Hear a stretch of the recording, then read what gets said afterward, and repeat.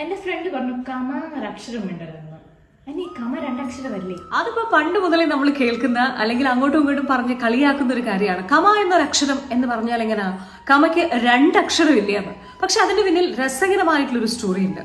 ഞാൻ ഈ അടുത്താണ് അറിഞ്ഞത്. മാർത്താണ്ഡവർമ്മയും പാലിയത്തച്ഛനും കമ്മ്യൂണിക്കേഷന് വേണ്ടിയിട്ട് അവര് തന്നെ ഉണ്ടാക്കിയെടുത്തതാണ് ഈ ഒരു രീതി എന്ന്.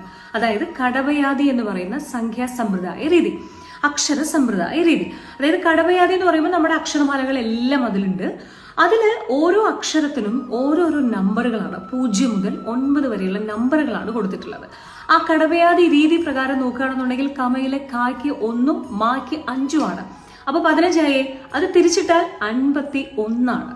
അപ്പൊ ഈ 51 അക്ഷരങ്ങളും മിണ്ടരുത് എന്നതിന്റെ ചുരുക്കെഴുത്താണ് കാമ എന്നൊരു അക്ഷരം മിണ്ടിപ്പോരുതെന്ന്. ഇപ്പൊ കിട്ടിയോ?